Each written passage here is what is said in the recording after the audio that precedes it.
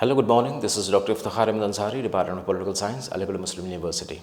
Today in my presentation, I'll be talking about democracy and democracy as a form of government, its nature, then its merits and demerit, and democracy as an idea and how well an idea it is.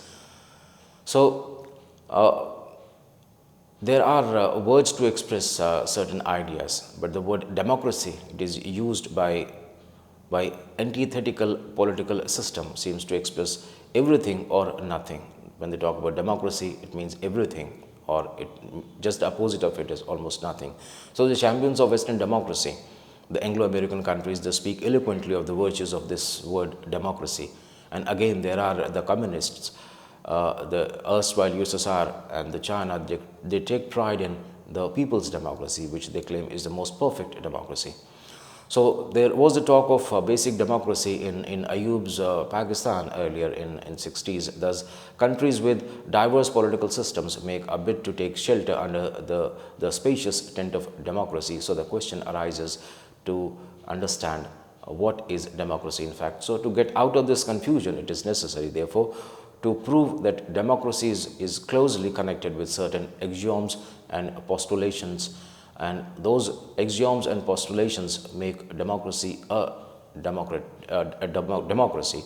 So in other words, we must discover the foundations of democracy, and that alone will enable us to distinguish its use as a matter of principle from that as a matter of expediency. Now, talking about the nature of democracy, to start with, democracy is that institutional arrangement which ensures free participation of the people in the process of controlling ultimate political power.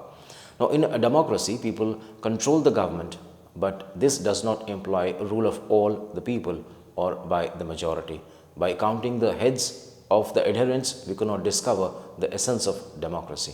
So, the rule of all the people's apolitical myth becomes unanimous decision. Now this is something impossible, nor is majority rule the essence of democracy. So even a ruthless despot may destroy the democratic institutions and yet may enjoy the support of the majority of the people. So democracy, as MacIver observes, is not a way of governing, whether by a majority or otherwise, but primarily it's a way of determining who shall govern and broadly to what ends. So freedom of choice thus is the basic core of democracy.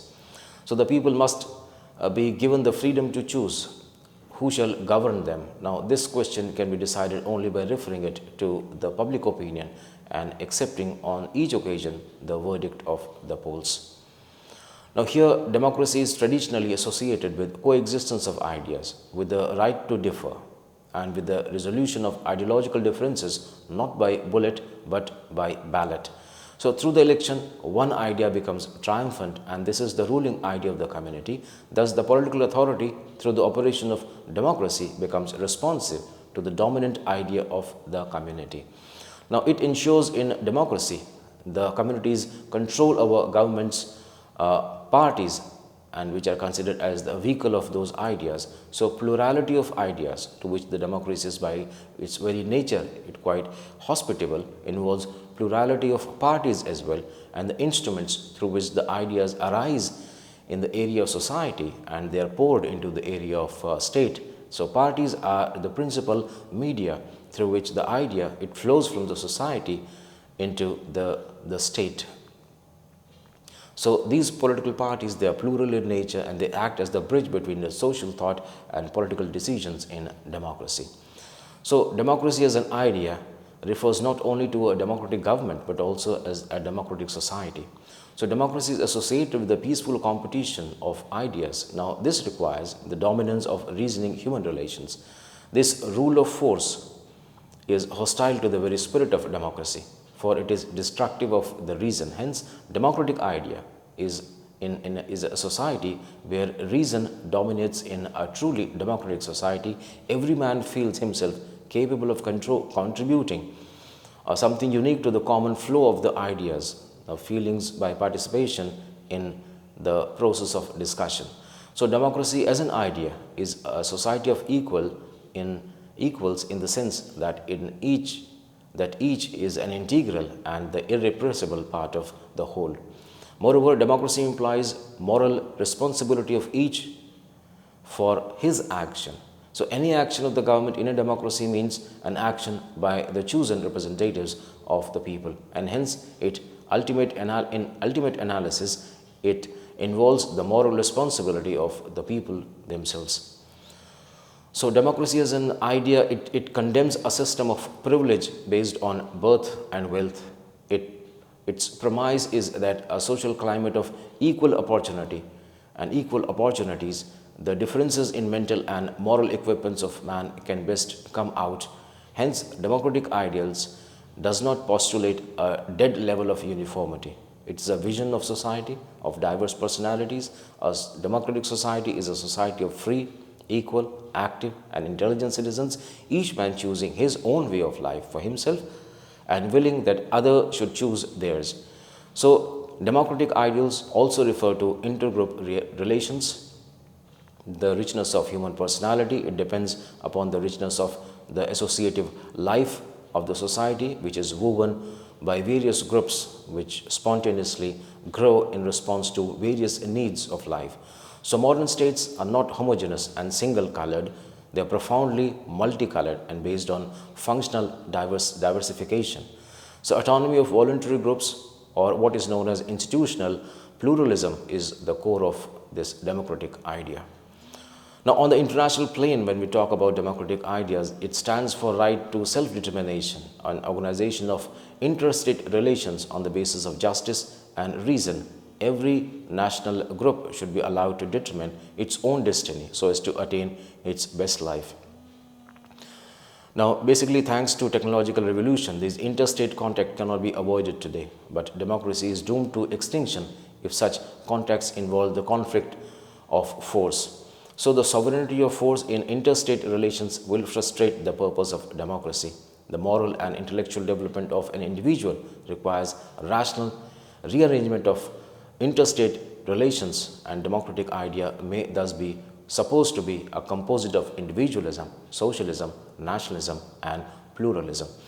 So to treat this idea as a fixed dogma would, however, be doing violence to democracy, for democracy is antithetical to the dogmatism. So in fact, as McIver observes, it is of essence of democracy that it is not tied to any transcendent creed, to any particular doctrine of man's role or of his destiny. Now, talking about demerits of democracy, now we find that since the age of Plato and Aristotle, democracy has been criticized as on a number of grounds. It is ranked postulates rule of average man and women. In consequence, such rules, they reflect the trait of their character. So ordinary people, they have a deep involvement in traditional way of living and thinking, and they are bound by their habits and customs. So this innate conservatism of people, it hinders the artistic and scientific progress of society, which depends on society's response to the flow of new ideas. So consequently, democracy becomes synonymous for conservatism, as Sir Henry Mann wrote that there is no belief less warranted by actual experience than that a democratic republic is given to reforming legislation. Secondly, democracy, the critics point out, is hostile to the spirit of liberty, because the ordinary man neither desires freedom for himself nor tolerates it in others. So to place supreme power in the hands of common people is to place in the hands of people such an idea who do not understand the very spirit of the value of liberty, and he lacks the necessary character of vindicating that liberty. Then further, the opinion of some critics, it is that the pronounced oligarchical tendencies are found in the modern democratic states. The operation and organization of parties, as Robert Michel points out, flow closely to the idea of iron law of oligarchy. So the ordinary people have no ability to make any political decision. Their political interest manifests itself in passionately following their trusted leader. So in a political party, the leaders decide, and rank and file, they simply submit. So the tragic submission of masses to the domination of political leaders, it makes a mockery of democracy and converts democracy into oligarchical rule. Then further, If we see the Marxists, they believe in grafting the political structure on economic system, and they argue that democracy in capitalist economy is in fact the dictatorship of capitalist over the proletariat, the working class people. And the logic of democracy, as the Marxists argue, stands in contradiction to the very logic of capitalism. Then further, the demerit that can be found in democracy is that because of the power of because of dispersion of power, it is alleged there is a slow decision-making process, and the necessity of consulting various wills in the state causes much delay. So, in democracy, the decision-making process becomes complex and lengthy. So, contrarily, dictatorship becomes the unity of power is complemented for its quickness in arriving at a decision and in mobilizing social energy and effort for effectively meeting a crisis. Whereas Bryce, while referring to the baneful effect of money power in politics, commented on the power of money to pervert administration and legislation. In democracies, the temptation of money to which the voters, the legislators, and the officials they fall easy prey disturbs the neutral character of the state of machine, which tilts in favor of those who are in possession of money and who can bribe. So the resulting discrimination between citizens in respect of state benefits leads to gross distortion of democracy. Now there is a psychological basis as well for criticizing democracy, and in the opinion of the psychologist, as Graham Wells showed it in his that the product of conscious reasoning, it shows that largely at the subconscious level, the process of habit and instincts, they are converted into a kind of a crowd psychology. So the operation of crowd psychology is what in operation in such behavior of individuals who are together or who are coming to a decision, sitting at one place or deciding in an assembly. So the man in the crowd misses his personality consciousness and awareness of self-action. He immediately succumbs to the influence of the suggestion. The modern elections are an exercise in spell binding, also in mass meetings and large legislatures, which are characteristic features of democracies. Unmistakable signs of mass psychology could be found. So, as it is pointed out by one of the scholars of psychology, that legislature frame laws which a legislator in his individual capacity may consider as improper, but actually man who behaves quite reasonably in their individual dealings with others become abruptly irrational as member of a crowd. So crowd psychology is manifested in every political system that is democratic. So what the critics emphasize is that democratic system shows in an exaggerated degree the characteristics of crowd psychology. Then on biological basis as well, the democracy is criticized, and it is found to be uncharacteristic character of democratic system. The difference in mental and moral equipments of men are considered to be basically inborn and hereditary, and the social and economic inequalities are said to fairly reflect the natural differences in ability, capacity for intellectual growth. To quote McDougall, he says that it is hereditary, and what is found in society is closely related to social status. So their contention is sought to be proved by some case studies. One comparative study of intelligence scores of Negroes and whites reported the average mental age of Negroes as 10.4 years and the whites as 10.1 years. But such intelligence tests and not of native intelligence, they are not a test of simple knowledge test, it's simply a test of their intelligence. So moreover, such investigations do not consider differences in environment, influence of different training, home life and social stimulation. So democratic system with its principle of political equality, the critics argue does not accord with the pattern of the natural biological classification revealed generally in the prevalence of social and economic classification. Now, further, we do find that the present system of democracy, usually based on geographical representation, is considered to be faulty. because it works under the illusion that a representative can represent a voter's various interests. No person can represent another's in relation to every conceivable question and interest. One can represent only some specific functions. As Cole says, all true and democratic representation is functional representation. Now, with that, we move on to the merits of democracy. So, democracy is found to be a rational form of government, and it is built upon the rational premise that no man is infallible. Every man is liable to commit mistakes. So, as none can claim to be infallible, democracy adopts a process of discussion and criticism in which every individual is asked to take part. And as Popper observes, the rational attitude is bound up with the idea that everyone is liable to make mistakes, which may be found out by himself with the assistance of criticism of others.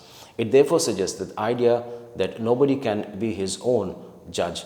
So the continuous process of discussion and scrutiny in a democracy act as a necessary corrective to abuse power or error in judgment, and testifies to the rational character of the democratic government. Further, the individual knowledge is limited, and hence judgment by one man or the few is unlikely to be sound.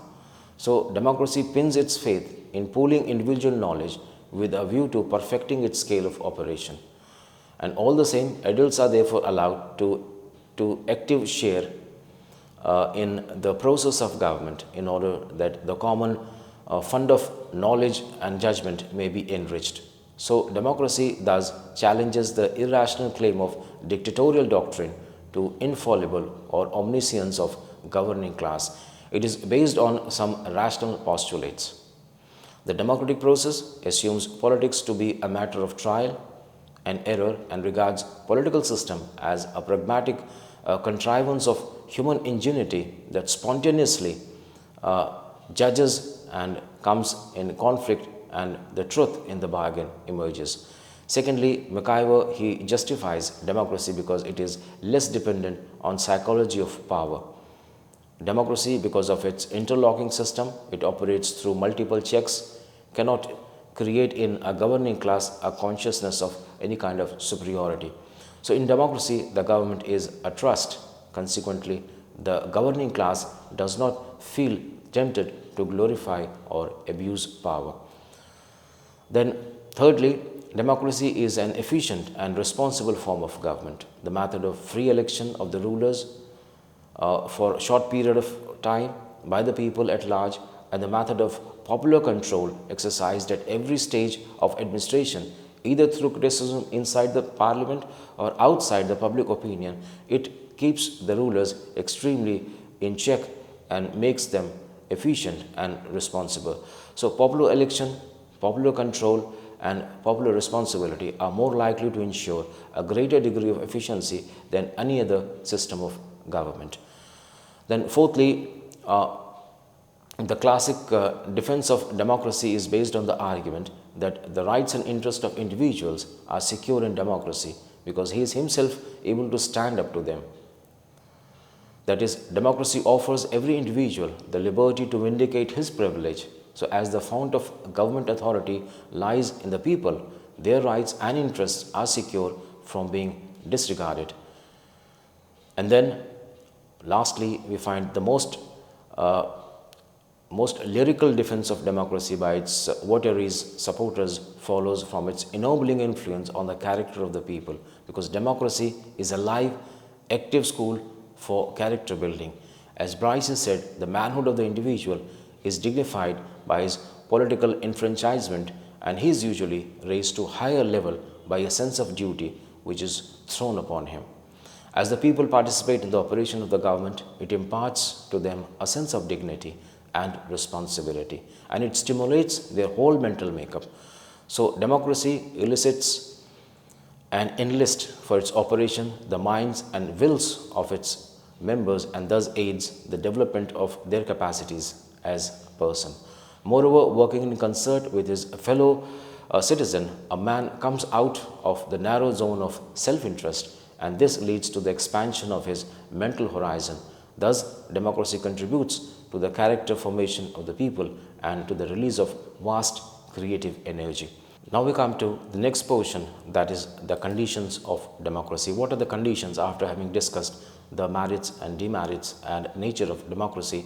What are the conditions which are responsible for making democracy a success? So successful functioning of democracy requires the fulfillment of certain conditions. Now these conditions, according to Barker, are two material or external conditions and mental or internal conditions. So national homogeneity and the social homogeneity, that constitute the basic material support of democracy, and spirit of national homogeneity, or what Gidling says, consciousness of kind, is fostered by the prevalence of a common medium of expression and a common heritage. Mill insists on mono-national state as a condition of successful democracy. Now this condition, however, is important but not indispensable. Social homogeneity is another important material condition. A country which is rent by class division can hardly develop a democratic mind. Some form of economic equality is therefore necessary. Democracy can successfully operate only through active participation of the people in the political processes. This requires the prevalence of some indispensable material condition: freedom from fear of unemployment, reasonable wages, and state-aided compulsory education up to a certain standard of all, and narrowing down of gross disparities in income and wealth help create a necessary social climate helpful to active and intelligent participation of people in public affairs. Then there are spiritual bases of democracy, and that is a mental habit of agreement upon a number of axioms. Of these, the first is agreement to differ. Now, agreement to differ comes first, and it means agreement on a fundamental issue confronting the political community and differences on the choice of policy to be followed in relation to that issue. Then the second axiom involves the majority principle. Now, on this formal side, the majority principle implies an agreement or obligation of all to accept the decision of the greatest number as the decision of all. Now, this axiom has also qualitative aspect. If the majority and the minority enter into discussion in an ideal spirit of mutual give and take, its consequences will be inclusive in the majority of decision of some of the ideas of the minority which are found to have certain abiding values. The majority decision will then acquire a new quality, and it is in this way that will of the majority will become something of the nature of the will of all. And the third axiom is that of the principle of compromise, which logically follows from the qualitative aspect of the second axiom. So compromise is a process of discussion, and in this discussion it requires a temper of mind which is characterized by a mutual tolerance and respect for each other's viewpoint. So the spiritual conditions are closely associated with material conditions, and the attitude of give and take cannot grow in a state where the people are widely separated by class or class distinction. Thirdly, the condition required is the spread of knowledge through a scheme of universal education in an imperative need for the successful working of the democracy. As Bryce wrote, the gift of suffrage creates a will to use it, and the gift of knowledge creates the capacity to use the suffrage aright. Fourthly, the active participation of people in the process of government is necessary for the success of democracy. A network of autonomous local bodies spread all over the country can ensure such popular participation. Local self-government is the sustainer of democracy. Then, fifthly, the balance in the structure of society, as Menheim says, is a prerequisite to the maintenance of democracy. It means that no power group should be allowed to exert undue pressure on the functioning of the government. The traditional check on the overgrowth of power has been what Jefferson calls a little rebellion now and then, but on the face of enormous development of war and material and arms which every modern government possesses, the traditional check cannot work in contemporary states. So the popular rebellion has today hardly any chance of success. So an alert and vigilant public opinion alone can serve the necessary check. Now this requires a high degree of political education among the people on the sources and the techniques of anti-democratic threats. Now, sixthly, the combination of popular rule with skilled administration is an important condition of democracy. So democracy suffers a disastrous end when, because of administrative inefficiency and unnecessary time lag, is created between formation of public opinion in favor of particular policy and execution of such policy. So administrative machinery in a democracy must be prompt and smooth working. It must move into immediate action when even public opinion demands the implementation of particular measure. So the future of democracy is considerably dependent on the development of an efficient state apparatus which would harmonize popular control with that of the Fabian call, that is the smart government or expert government. Then democratic organization of political parties is another invaluable contribution for the success of democracies. Then parties are indispensable. They are indispensable for a democratic system, and however the parties organization must afford opportunities for maximum participation of the rank and file in policy decision making. Now, in considering the conditions of democracy, the role of leadership can hardly be exaggerated here, and the leadership must be bold, active and honest to inspire the people, to spirit of public, to stimulate right thinking among them on the main issue of the day will be the major responsibility of democratic leadership. Now, it may however be added in this connection that the popular consciousness is the most essential condition of a democratic system. As J.S. Mill pointed out, representative government depends on the permanently three fundamental conditions. The first is the people should be willing to receive, that they should be willing and able to do what is necessary and what its preservations, and thirdly they should be willing and able to fulfill the duties and discharge the function which it imposes among them. So finally, in analysis, in representative government, it is the people and their will and willingness to receive it, willingness to preserve it and willingness to take action on the duties and responsibilities that they have received as a voter or as a ruler, in whatever capacity they are. Now with that, I come to the end of today's presentation. Thanks for watching. Thank you.